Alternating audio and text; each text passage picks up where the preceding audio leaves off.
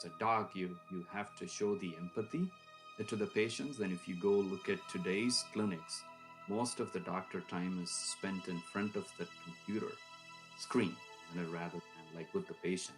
I'm talking about a traditional clinic right now. And so that has to change.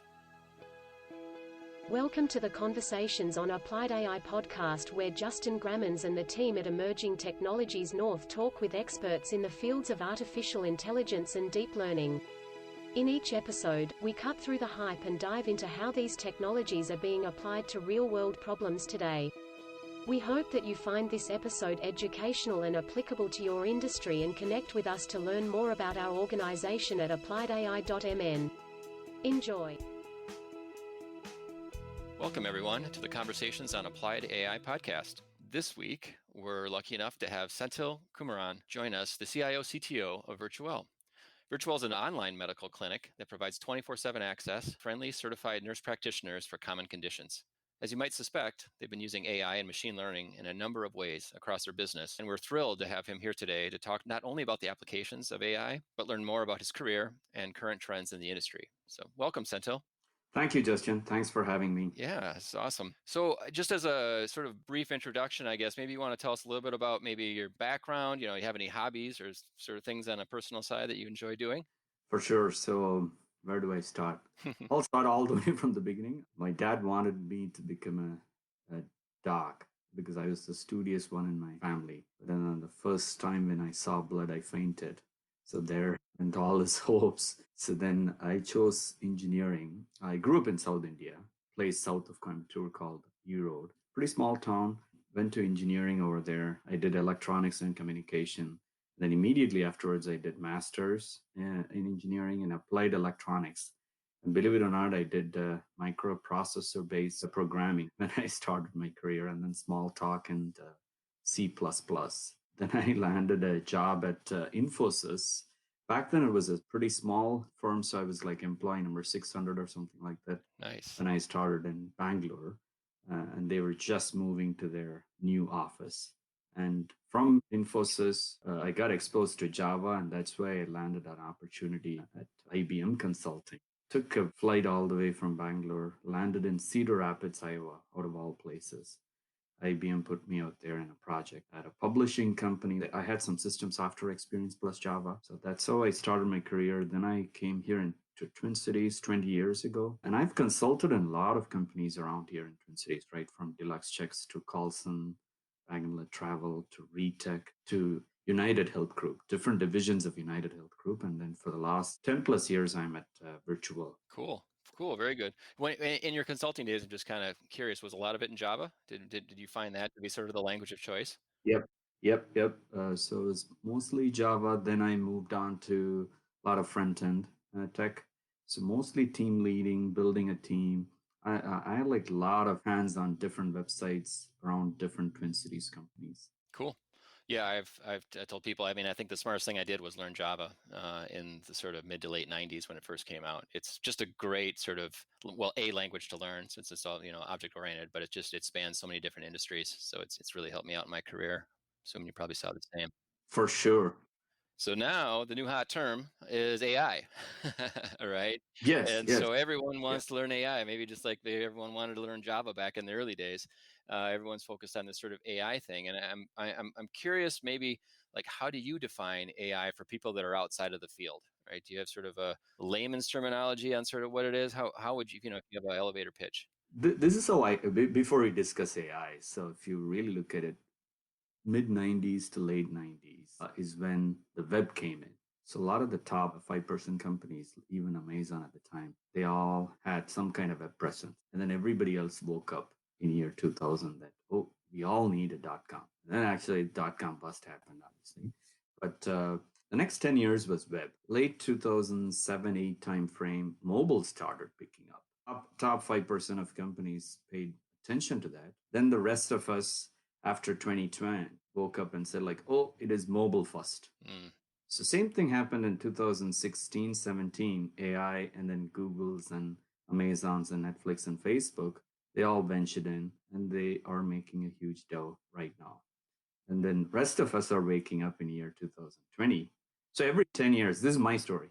every 10 years, there is some new tech, isn't it? Web was 2000 to 2010.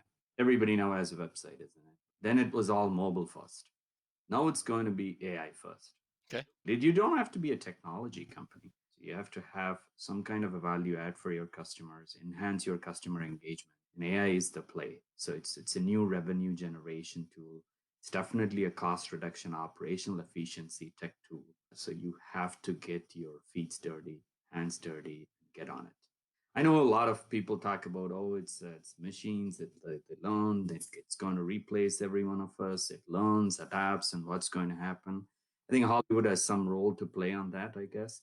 But if you really look at it, AI to me is the next tech that everybody has to get their hands dirty. And it's the next 10 years is where your dough is going to be made, is what I believe. Do you view that as coming out of just, there have been people that have been doing data analytics, there's been dashboards and reporting, there's been all this sort of stuff that's been happening for quite some time. But, do you think this sort of came out of that, this AI sort of came out of that field, or is it a fresh new approach? Actually, now with the predictive algorithms, there's so many, isn't it? Mm-hmm. And then the cloud infrastructure made us to achieve all of our data dreams. Before, the data was all in different silos. It took quite a bit of time to get everything in one place. Now we have some kind of a cloud environment where you can make it the data liberation, and then you can do a lot more analysis and predictions and prescriptions with it. So that's why it has become a lot easier today compared to like 10, 15 years ago. That's what I believe, isn't it? Like previously the hardware was a huge challenge. Right. And not now that has been liberated. So anybody can do anything. Yep. So look at the Kaggle competitions. See the folks who are making difference right now all around the world. And so that kind of liberation is definitely helping the community. Totally. Yeah, it feels like there's sort of I guess another word is commoditization. Things become commoditized. So, Yes. like you say, websites, everyone has a website because you can literally start up a website for next to nothing. Yes. Yeah. Mobile's becoming more and more commoditized. Everyone has an app now these days, Correct. Correct. and now anyone can spin up a cloud instance and do whatever they need pretty quickly. It's a commodity. I still remember in mid 90s, it was like $40 to do some kind of transactions. So now with tech, it's been liberated, isn't it? Everybody can pick up their phone and just do all these financial transactions in no seconds without any fee. And that's what the software and hardware has got us here. So how are you guys then using this new tech at Virtual? If you could speak a little bit about that, or even in the healthcare industry in general, sort of what are you seeing? Yeah, in general, what I see is that we have to get to some kind of personalized healthcare. Definitely, the cost is increasing. So the idea behind virtual is giving a better consumer experience, and also better health outcome for the patients with some kind of an improved care provider experience. If you go look at some of the leading hospitals right now, their providers, I mean, when I say providers, it's the physicians and nurse practitioners and clinicians and the physician assistants and nurses who work in the system. So all these care provider experience are not all that great in a lot of the leading hospitals. So at Virtual, we want to turn not only for a better consumer experience, but also a better health outcome and also a good care provider experience. And all of this at a lower cost of care. Because what I believe is when we look at it 40 years ago, I think our healthcare was 5% or 4% of our GDP. And right now it's closer to 20% of our GDP. Wow. Or 19. And then if you look at a lot of other numbers, we are not the number one healthcare system in the world. Some rate us as number 18, so some rate us as number 20. We are like 5 to 8 times expensive than the next best person. So this is like your number 20 in the NFL draft, and being purchased 20 times more or 10 times more than the next best person. So that's how our healthcare system is right now. So I'm not going to comment more on Sure. that. But the idea behind virtual is to definitely increase a better health outcome, provide free follow-up care, and also lower cost of care. So ours is at $49 flat fee across different treatment plans, and it's one time you pay until you get better. So that's a different kind of a model, which started 10 years ago, and we have a lot of traction. That's great. Very, very cool.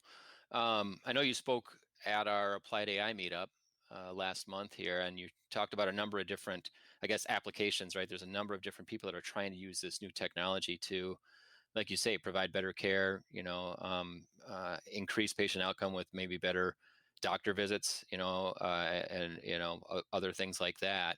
Maybe you could touch on a couple of those, I guess, that are sort of top of mind. And we don't need the name of the company, but I don't know if you have any that you sort of like go to that are like, hey, here's a great way that a company is using AI to sort of improve. Because like you said, we're not doing very good in the United States, I guess, right? There's a lot of room for improvement.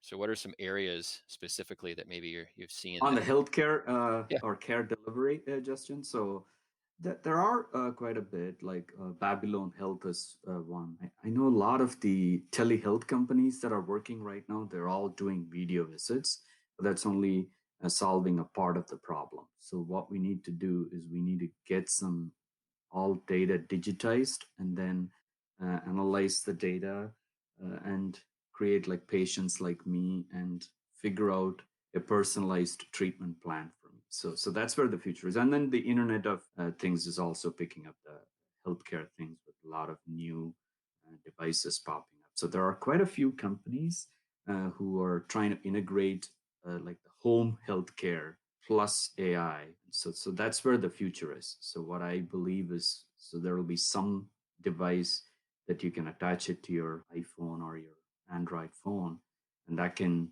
take like your all the way from blood pressure to even scans, and then it can go against all the radiologists' knowledge, and then it can figure out what kind of problem you have. So there are quite a few companies out there. So the one thing that is already happening is FDA is approving a lot of these autonomous AI solutions. So there is one company right out of Iowa City called IDXDR.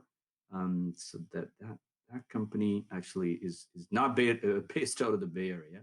It's just based out here in Midwest, and they are creating some good vibes. So the one product that is already out there is they're doing diabetic retinopathy treatment. They basically, when a patient walks in, so the eye retina gets scanned through a little machine, and then a registered nurse can operate this machine, so you don't need to go to an ophthalmologist. And then the machine does this radiology-based algorithm, which goes and compares against all of these million images, and then comes up with what kind of problem you have, and do you have diabetic retinopathy or not, and what's your treatment plan, and what path you need to take. And all of that happens in like less than 2 minutes. So that just amazes me, because right now, if you have to do this in a traditional setting, it probably takes a month or two to navigate all the healthcare system to get this. And they do it at a much, much cheaper cost, like $300 or $400. Wow. And it's already in place. So FDA has approved this a year ago. Google's company, Verily, I mean, Alphabet's company, Verily, is also in the same space. So they're doing multiple things along the same lines.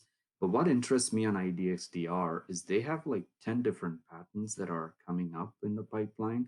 Through retina scan, they can do liver disease detection and kidney disease detections.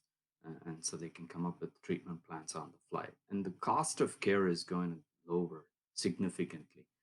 And also, it is going to be a better health outcome. And what they're predicting is in the next 5 to 10 years, you don't even have to walk out to a specialty place to do this kind of retina scan. So you would take this little thing, attach it to your phone, and then you can get your retina scanned, and then it's going to come back and tell you, yep, I got your scan.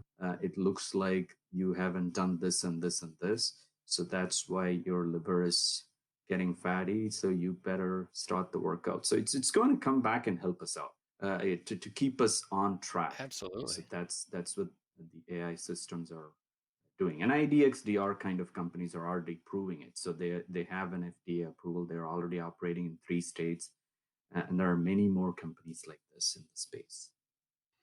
Wow. Yeah, that is fascinating. I mean, it's that I was actually even wondering as you were talking if there's a way, even with image recognition, you could sense, maybe not down to the precision that they're talking about, but just, hey, what if I just pointed this system at all my Google Photos, for example?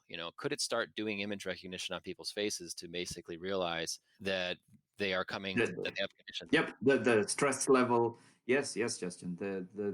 There is a new area called artificial emotional intelligence. Okay. So there are a couple of companies. Actually, there is a company called Beyond Verbal that Mayo Clinic is partnering with out here in Rochester, and there is another company, Affectiva. So Affectiva is a MIT spinoff out of Boston.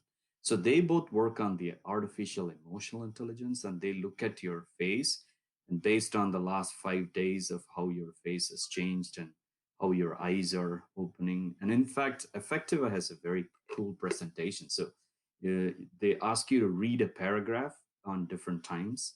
And then based on your tonal quality and how you read and 100 different things, I'm sure it's all 100 different features for them, for their model. And comes back and says like, okay, this is your, they can do like quite a few heart disease predictions with how you're reading this paragraph of info. So it's already there. Neat, neat. It's not rocket science anymore. So this area is called the artificial emotional, and that's picking up quite a bit, and that's going to change healthcare. And what I believe is like we have these tech which will help our docs to do their jobs a lot better. As a doc, you have to show the empathy to the patients. Then if you go look at today's clinics, most of the doctor time is spent in front of the computer screen, isn't it, rather than like with the patient. Yeah. I'm talking about a traditional clinic right now. And so that has to change. So with virtual, for instance, when we created the EHR, EMR, so we wanted to make all these documentation, whatever the consumer sees. And so that's what the key differentiator is. So how tech like AI can help in predicting the treatment plan, and also asking the right kind of questions to consumers and funneling all of this right kind of data to the providers. So it makes their job a lot easier. So if you go read the reviews at Virtual, for instance, we have like 60,000 plus reviews published.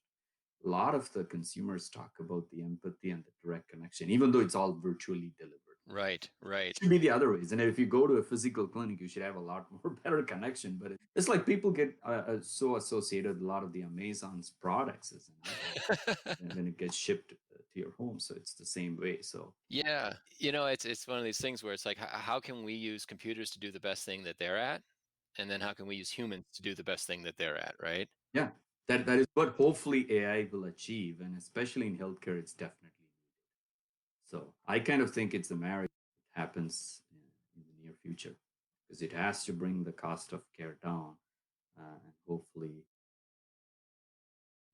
Yeah, I mean, you said United States is at 20th in this list of all these various countries. There's obviously access to a lot of these new cool apps that people are going to be having. Virtual is one platform. There's just all these other sort of things that are floating around. Do you see us making a dent, I guess, over the next 3 to 5 years to improve? Does it look optimistic? I think so. Yeah. If you go look at the FDA approval list on all these Internet of healthcare things, plus what is going to come, the whole lab could come to your home in the future. There is a company which is waiting right now, and you pee on this stick, Mm-hmm. and you send this picture back to the nurse practitioners for analysis, and then they come back with different kind of diagnosis for your kidney disease.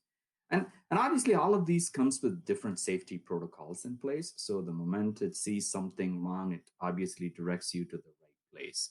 So even in virtual, we don't treat every patient who walks into virtual.com.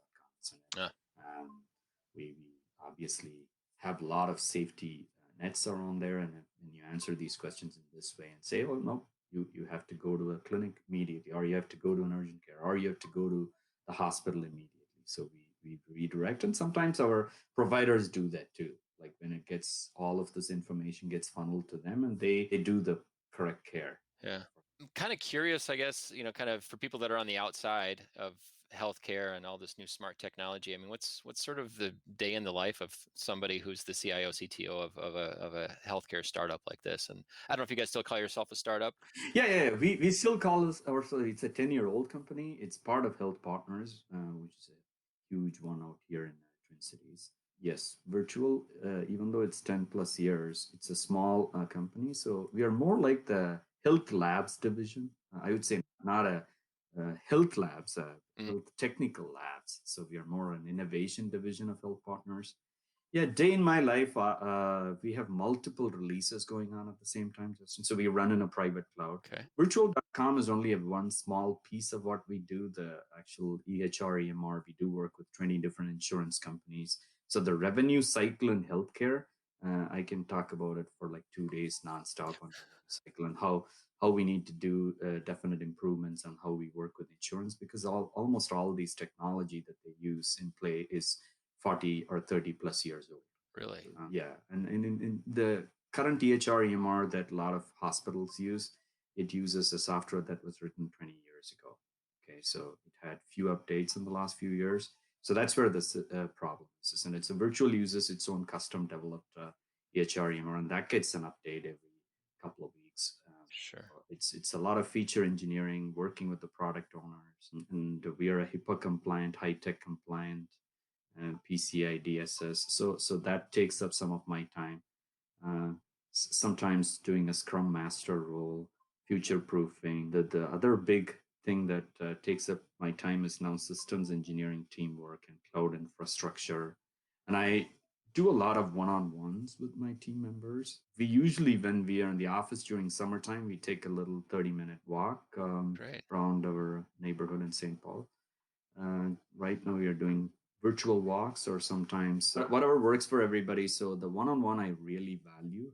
Some folks want to grow their career in this direction, some want to grow in this, and they want to be part of that team. So a couple of data science engineers in virtual, so they started their careers as software engineers, and they took different courses in the last 3-4 years, and they came into the data science world. Or production data analyst, she started her career as a business analyst. So now she knows more about our data than even some of our data engineers actually. So she's been in the company for 7-8 years. So that's where most of my time goes. Obviously, our goal at Virtual is to minimize meetings. I actually start my conversation and how many emails did you send in the last 2 weeks, for instance. So we want to minimize the number of emails that floats around. So we use chat room, but a lot of meaningful discussions in Wiki and Jira. I hardly spend my time like maybe 10-15 minutes max on email. And my goal before retirement is to spend zero time on email. Yeah, it's just too much of a distraction. You get stuck in a loop. Feels like one comes in, you got to deal with it. Next one comes in, you got to deal with it. So and then some of it I don't even reply. So then it gets into garbage bin. So if people really need info, they'll ping me in the different chat room. For sure. Well, yeah, you kind of touched a little bit on it as you were speaking. I was sort of thinking about how people get into this field, right? It sounds like you have a lot of people that they came to it through software, I guess, in some ways, or they came to it through a data science practice. Yes. Two different but some, like my current product owner on the AI team, actually, she was a rules engineer. So she worked on rule engine, a lot of explainabilities there, structural interviewing.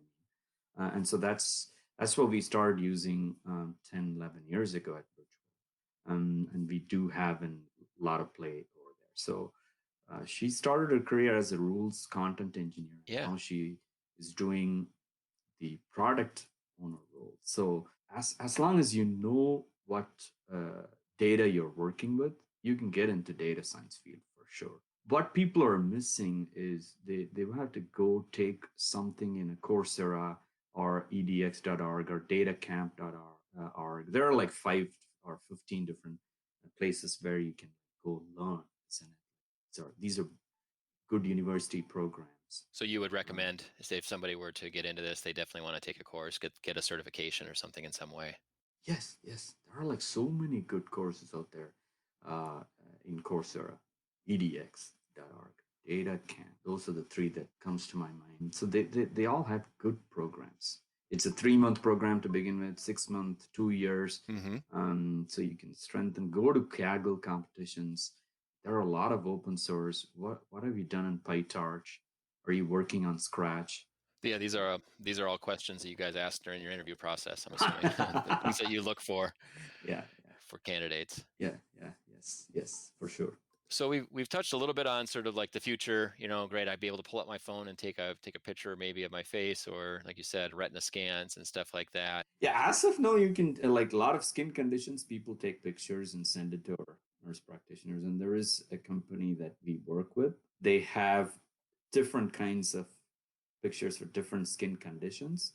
And the moment you upload this data, it comes back and tells you like a 90% confidence level that this person has this specific condition.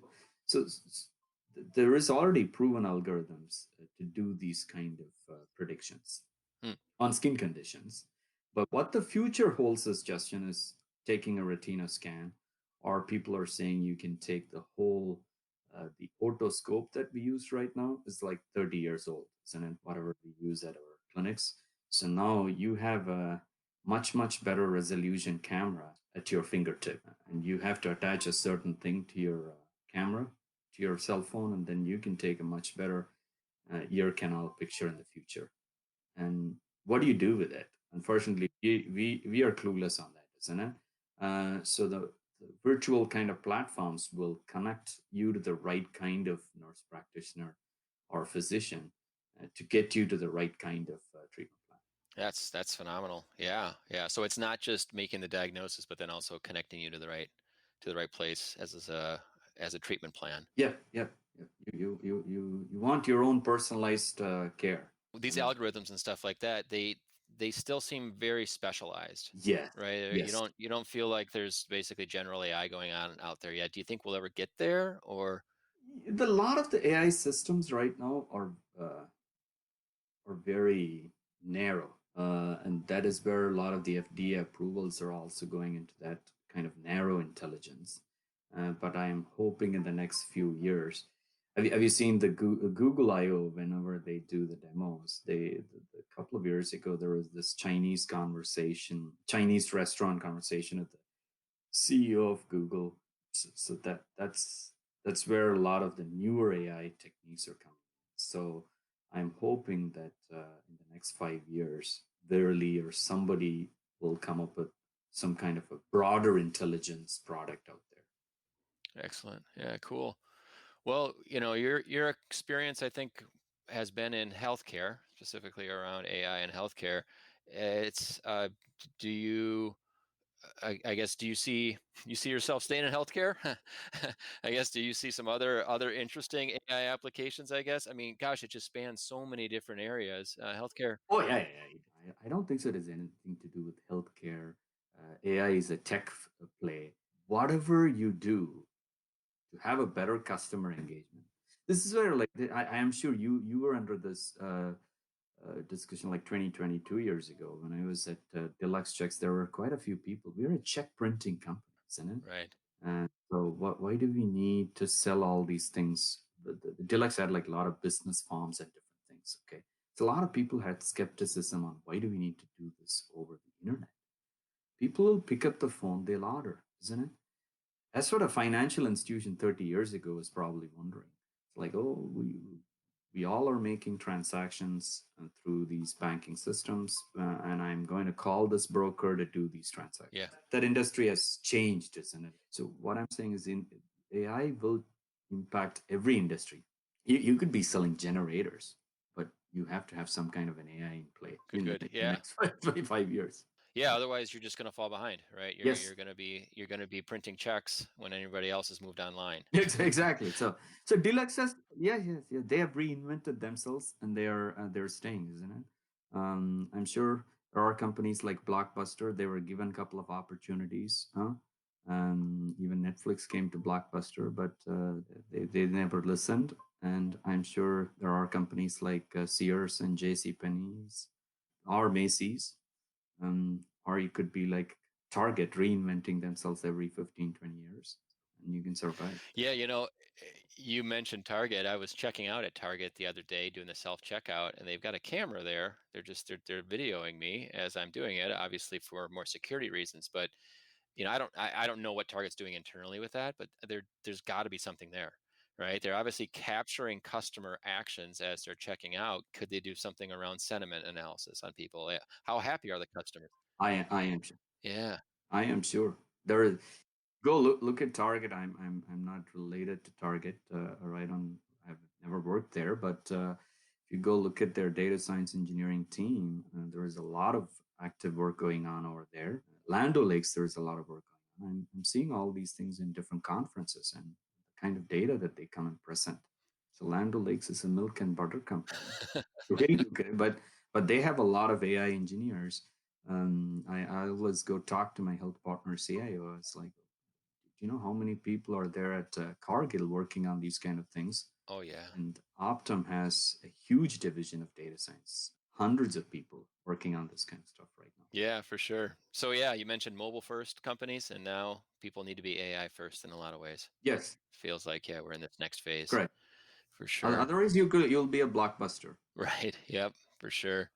Well, great. This has been a great conversation. I wasn't sure, if there's anything else that I didn't touch on that you would want to share. Maybe do you have you mentioned presentations and stuff like that. Are you presenting anywhere coming up that you would want to talk about? Do you have a website or anything else that you would want to share? But I'll let you share anything here as we wrap up. Yeah, I'm not very active on any personal websites or just keep my LinkedIn profile out there. So your work has to speak for yourself is what I believe in. So a lot of the things happen inside virtual, but my long-term idea is to go back to teaching, Justin. I don't know. I have a passion for coaching and teaching, so um, I want to go get back into some kind of adjunct faculty.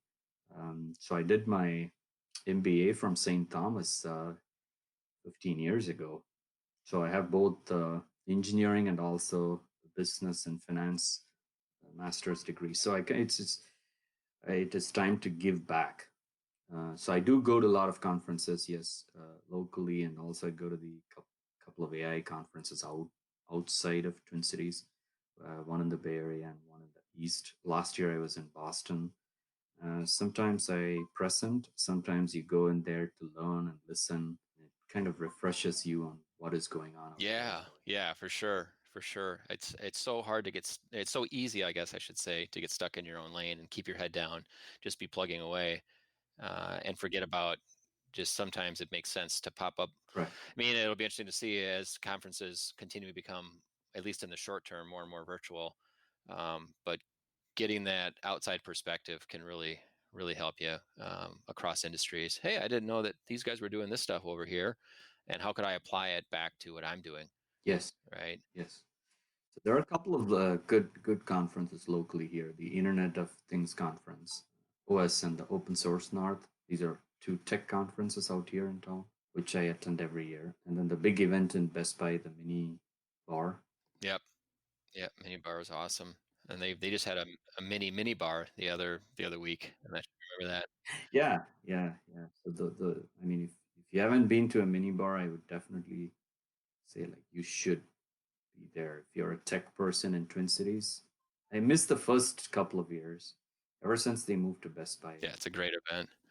It's a great event, and it's free, right? So a lot of these things are they're just there. It's just it takes your time to go, but if you're something you're passionate about, it's well worth it. Yeah, Well, great. I appreciate your time today, Senthil, and look forward to continuing to follow you and everything that's going on at Virtuel. I'll be sure to put your LinkedIn, obviously, in the liner notes and stuff like that for this episode, and let's for sure keep in touch.